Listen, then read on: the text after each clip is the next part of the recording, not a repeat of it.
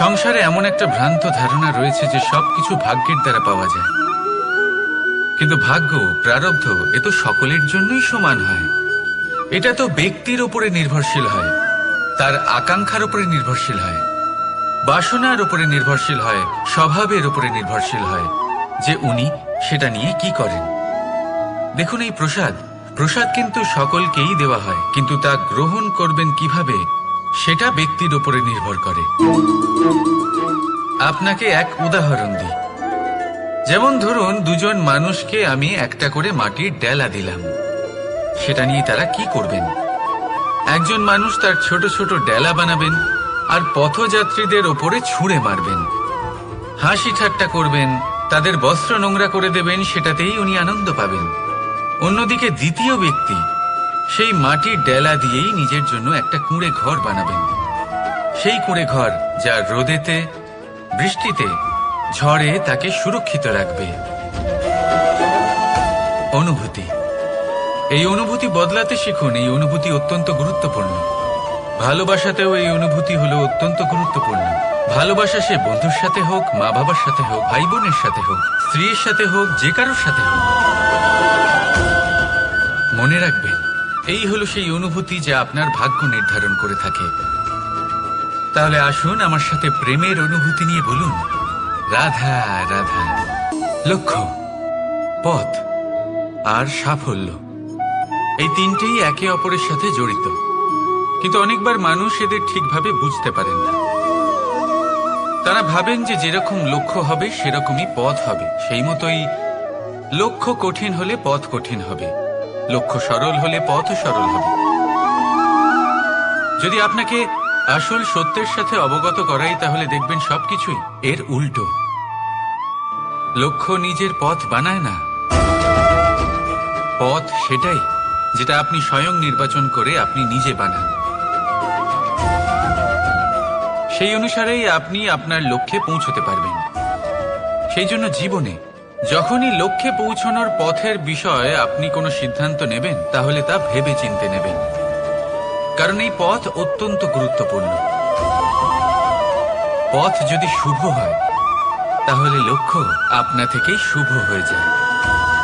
তাহলে আসুন আমার সাথে ভালোবেসে বলুন, রাধা রাধা। ভাগ্য আর কর্ম, এই দুই এমন শব্দ যাকে ঘিরে সমগ্র সংসার। কেউ বলে আমার ভাগ্যে এটা ছিল না, যা পেলে আমার জীবন অন্যরকম হতো। কেউ বলে আমার গত জন্মের কর্ম নিশ্চয়ই এমন ছিল, যে কারণে এই জন্মে এরকম ভাগ্য পেয়েছি আমি। এসব বাদ দিন আর একবার শান্ত চিত্তে ভাবুন। আপনি বুঝতে পারবেন যে ভাগ্য আর কর্ম এই দুই এই জন্মের। তফাৎ শুধুমাত্র এটাই যে যদি ভাগ্যের কথা বলা হয়, তাহলে আপনি এই ভাগ্যের থেকে যত বেশি আশা করবেন, তত বেশি নিরাশ হবেন আপনি, কারণ এই আশা আপনাকে কর্ম করা থেকে আটকায়। যদি কথা বলা হয় কর্মের, তাহলে নিজের কর্মের প্রতি যত বিশ্বাস রাখবেন, তত বেশি সফলতা আপনার কাছে আসবে। তাই একটা কথা মনে রাখবেন, ভাগ্য আপনার কর্ম নির্ধারণ করে না, কিন্তু আপনার কর্ম আপনার ভাগ্যকে অবশ্যই নির্ধারণ করে।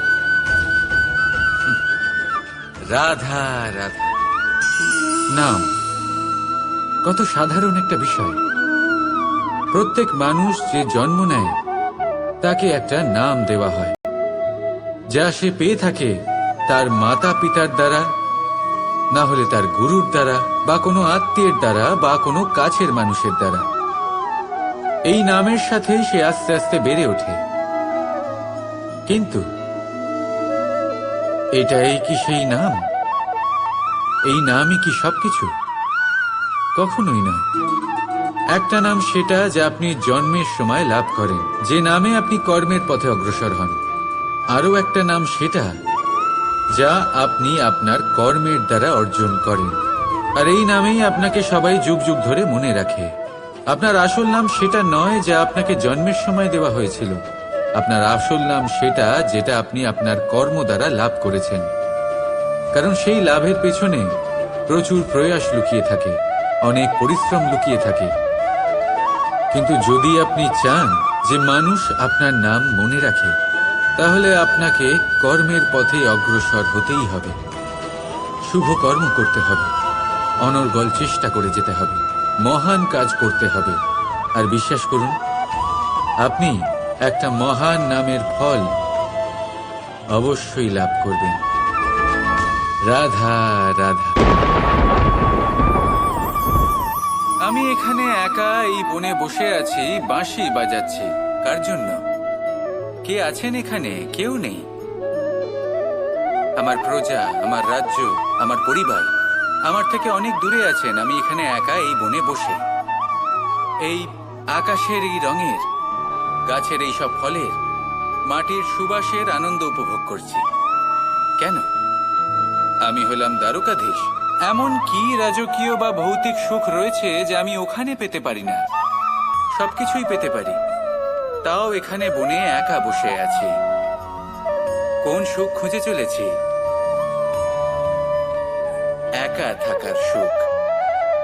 আমরা প্রত্যেকদিন অনেক মানুষের সাথে, চিন্তাধারার সাথে, কর্মের সাথে, পরিস্থিতির সাথে, সুখ দুঃখের দ্বারা বেষ্টিত থাকি। জীবনের এই চক্রে আমরা জড়িয়ে পড়তে থাকি। যতই আমরা এই সমস্যার সমাধান করি, আমরা ততই এতে জড়িয়ে পড়ি। আমরা এতটাই জড়িয়ে পড়ি যে যখন আমরা আয়নায় নিজেদের দেখি, তখন আমরা নিজেদের চিনতেই পারি না। এমন মনে হয় যেন আমরা নিজেদের হারিয়ে ফেলেছি। সেই জন্য প্রত্যেক দিন আপনি কিছু সময় নিজের সাথে কাটান একান্তে। এটা অত্যন্ত আবশ্যক। নিজের অস্তিত্বের গভীরে গিয়ে দেখতে শিখুন, নিজেকে বুঝুন। অদ্ভুত শান্তির অনুভূতি হবে। যেমন এই বায়ু, এই বৃক্ষ, এই পুষ্প, এই নিসর্গ, এদের মতো আপনিও কখনো একলা হতে শিখুন। কখনো নিসর্গের একটা অংশ হয়ে দেখুন। এই মন প্রসন্ন হয়ে বলবে, রাধা। একবার একটা শেয়াল বনে বিচরণ করছিল। ও একটা ছোট্ট শাবক দেখতে পেল। ও ভাবলো, আজ একেই আমি খাবার হিসেবে গ্রহণ করব। আশেপাশে দেখলো কেউ দেখছে না তো, কেউ ছিল না। আর সেই শাবকের ওপর আক্রমণ করলো, যা হলো একটা ঘোর অপরাধ। বনের নিয়ম অনুসারে আপনি কখনোই শাবকের ওপর আক্রমণ করতে পারেন না। তারপর এই খবরটা যখন রাজা সিংহ জানতে পারলেন, সভার আয়োজন করলেন। কিন্তু সেখানে শেয়াল বলল, আমি তো এরকম কিছু করিনি। কিন্তু যদি আপনি এরকম বলেন, কোনো প্রমাণ দিন, এর কোনো সাক্ষী আছে? তখন রাজা সিংহ পেঁচাকে ডেকে পাঠালেন, যে সেই মুহূর্তে বৃক্ষের শাখার ওপর বসেছিল। সে সব কিছু দেখেছিল। পেঁচা সব সত্যি কথা বলল, আর শেয়ালকে মৃত্যুদণ্ড দেয়া হলো। এবার এই কাহিনী আমি আপনাকে কেন শোনালাম? কারণ মানুষও কখনো কখনো এরকম কর্ম করেন যা শিয়াল করেছে। এটা ভাবেন কেউ দেখছে না, যখন আমি অনুচিত কর্ম করতেই পারি। কিন্তু না, আপনি যাই করুন না কেন, কেউ না কেউ অবশ্যই তা দেখছে। কোনো ব্যক্তি না হলেও কোনো প্রাণী, না হলে কোনো যক্ষ বা দেব বা প্রেত। যদি এনারা কেউ না দেখেন, তাহলে ধরিত্রী মাতা দেখেন, যেখানে দাঁড়িয়ে আপনি সেই কর্ম করছেন, তাই না? তাই একটা কথা সবসময় মনে রাখবেন, কে দেখছেন কে দেখছেন না সেই বিষয়ে ভাবা ছেড়ে দিন। এটা খুব সহজ কথা। আপনি যদি উচিত কর্ম করেন, উচিত ফল পাবেন। যদি অনুচিত কর্ম করেন, তাহলে আপনি অনুচিত ফল অবশ্যই পাবেন। সেই জন্য উচিত পথে চলতে থাকুন, উচিত কর্ম করতে থাকুন, আর আমার সাথে ভালোবেসে বলুন, রাধা রাধা। বাহ, পুষ্পের সুবাস আমার খুব ভালো লাগে। অত্যন্ত সুন্দর হয় এই পুষ্প।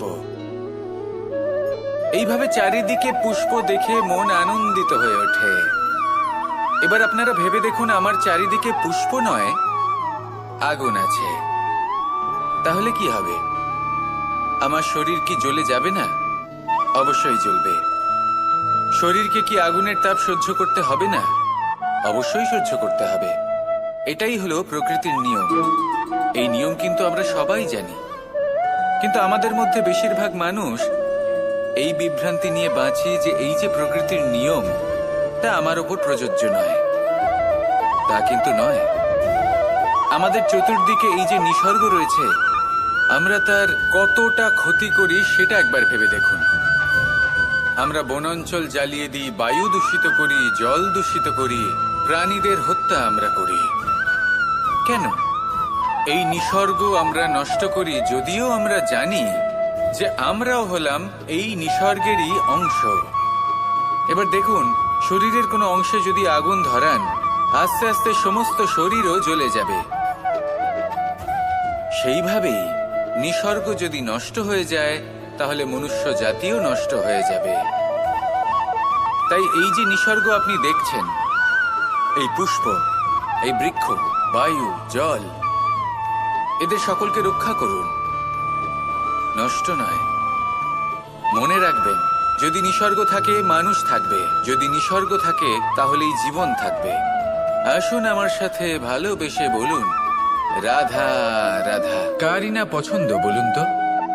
অত্যন্ত সুস্বাদু হয় এই মধু, মিষ্টি খেতে হয় এবং তা শক্তিও প্রদান করে। এবং প্রত্যেকটি মিষ্টি পদার্থের মতোই এতেও খুব তাড়াতাড়ি পিঁপড়ে ধরে যায়। অন্যদিকে যদি নুনকে দেখি, তাহলে বছরের পর বছর রাখলেও এতে পিঁপড়ে ধরে না। এবার যদি কথা বলি বন্ধুত্বের, তাহলে বন্ধুত্ব নুনের মতো হওয়া উচিত, মধুর মতো নয়। যারা সামনে এলে শুধুমাত্র মধুর মধুর কথা বলবে, পরে এতে পিঁপড়ে ধরে যাবে। এটা নুনের মতো হওয়া উচিত। প্রকৃত বন্ধু হলো সে, যে সময় এলে পরে আপনার সামনে আপনার প্রকৃত সত্য তুলে ধরবে, তা সে যতই কঠিন হোক না কেন। আপনার দোষ, আপনার অপগুণ, আপনার খামতি আপনাকে বলতে পারবে, যাতে আপনি সেগুলো শুনে মেনে নিয়ে তারপর নিজেকে শুধরোতে পারেন। এটাই হলো প্রকৃত বন্ধুত্ব। কখনো নিজের জীবনের আশেপাশে মন দিয়ে দেখবেন, অনেক সময় এমন মানুষ থাকেন, অনেক বন্ধু থাকেন, যাদের দেখে আমাদের মনে হয় যে এনারা খুব কঠোর, এনাদের কথা খুব কটু। কিন্তু বেশিরভাগ এমন মানুষের মনটা যদি বুঝতে পারেন, তাহলে দেখবেন তাতে কোনো মালিন্য নেই। এনাদের মন অত্যন্ত পবিত্র হয়। যদি আপনার জীবনেও এমন কোনো ব্যক্তি থেকে থাকে, এমন বন্ধু থাকে, তাহলে তাদের আগলে রাখুন আর আমার সাথে ভালোবেসে বলুন, রাধা রাধা। যতক্ষণ আমরা এই সংসারে জীবিত, ততক্ষণ আমাদের সাথে সবকিছু থাকে। আমাদের ধন, সুখ স্বাচ্ছন্দ্য, আমাদের মিত্রগণ, আমাদের পরিবার, এই সমাজ, এই সবকিছু আমাদের সাথে থাকে। যেদিন আমরা এই সংসারকে ত্যাগ করব, এদের মধ্যে কেউ আমাদের সাথে যাবে না। না ধন, না স্বাচ্ছন্দ্য, না সম্পত্তি। এই সকল মানুষ, এই সমাজ, এরা শুধুমাত্রই শ্মশান পর্যন্ত আমাদের সাথে থাকতে পারবেন। তারপরে যদি আমাদের সাথে কিছু যেতে পারে, তাহলে তা শুধুই আমাদের ধর্ম। আর এই সংসারে আমরা নিজেদের যে সুনাম রেখে যাই, সেটা সম্ভব শুধুমাত্র কর্মের দ্বারা। সেই জন্য সংসারে যতদিন পর্যন্ত জীবিত আছেন, যদি কিছু অর্জন করতে চান, তাহলে ধর্ম অর্জন করুন, ধর্মের বিষয়ে স্পষ্টতা অর্জন করুন এবং কর্ম অর্জন করুন। এটাই হবে আপনার অতীত এবং এটাই হবে আপনার ভবিষ্যৎ, এবং এটাই সকলকে প্রেরণা প্রদান করবে। আসুন আমার সাথে ভালোবেসে বলুন, রাধা রাধা। কোনো যাত্রায় যাব বলে মনে করি, তখনই আমরা প্রস্তুত থাকি আসন্ন বিপদের জন্য বা সংকটের জন্য। যেমন যদি আমাদের মনে হয় যে আজকের পরিবেশ খুব ঠান্ডা হবে, তাহলে আমরা গরম বস্ত্র ধারণ করি বা সেটাকে সাথে নিয়ে যাই। যদি মনে হয় যে বৃষ্টি হতে পারে বা বৃষ্টি হয়ে চলেছে, আমরা দেখছি, তাহলে আমরা একটা ছাতা সাথে নিয়ে নিই। আমরা প্রস্তুত থাকতে চাই এবং এটাই উচিত, এবং সেই কারণেই আমরা যাত্রায় সাফল্য লাভ করি। কিন্তু যদি আমরা কথা বলি জীবনযাত্রা নিয়ে, যা কিনা সব থেকে বেশি গুরুত্বপূর্ণ, তাহলে তার জন্য আমরা পূর্ণরূপে প্রস্তুত থাকি না। আশেপাশের মানুষ, এই সমাজ, আমাদের সাথী, আমাদের মিত্ররা যে কোনো মুহূর্তে বদলে যেতে পারেন। সেই জন্য আমরা নিজেদেরকে কখনো সাবধান করি না, কখনোই নিজেদের প্রস্তুত করি না। আমাদের এটা কখনোই মনে হয় না যে এরকম হতে পারে, আর সেই কারণেই শেষে গিয়ে আমরা অত্যন্ত দুঃখ পাই। একটা অমূল্য শিক্ষা আছে যেটা আমাদের লাভ করা উচিত, সতর্ক থাকা উচিত। এই জীবনযাত্রার জন্য শুধুমাত্র এই পরিবেশের বিষয়ে তথ্য সংগ্রহ করা বা তাকে অনুমান করা, এটুকু হলেই চলবে না। আমাদের আশেপাশের মানুষজনকে দেখতে হবে, তাদের স্বভাব পরিস্থিতির ওপর নজর রাখতে হবে। যখন তারা রং পাল্টাচ্ছেন নজর রাখতে হবে, তা অত্যন্ত আবশ্যক। পরিবর্তন আপনার জীবনে অবশ্যম্ভাবী, সঠিকভাবে তার সম্মুখীন হন। আসুন আমার সাথে ভালোবেসে বলুন, রাধা। যদি আমি আমার চোখ বেঁধে কোনো একটা নির্দিষ্ট দিকে নিজের সমস্ত শক্তি প্রয়োগ করে ছুটে যাই, তাহলে কি হবে? আমি কোথাও ধাক্কা খেতে পারি, নিজের ক্ষতি করতে পারি, কোথাও পড়ে যেতে পারি, তাই না? অর্থাৎ এটা নিশ্চিত এই কাজ আমার করা উচিত নয়। কিন্তু আজকের দিনে প্রত্যেকটা মানুষ এই কাজই করছেন, তাই না? কোনো কাজ করার পূর্বে সেই কাজের বিষয়ে সম্পূর্ণ তথ্য কোথায় সংগ্রহ করছেন?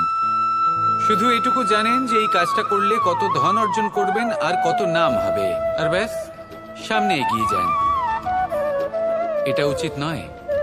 পূর্ণরূপে যে কোনো কাজ করার আগেই সেই কাজের বিশ্লেষণ করে নেওয়া উচিত, তা বুঝে নেওয়া উচিত, এবং সেই বিষয়ে অবশ্যই খেয়াল রাখা উচিত যে আপনার শরীর এবং আপনার মন এই কাজ করার জন্য কি প্রস্তুত রয়েছে।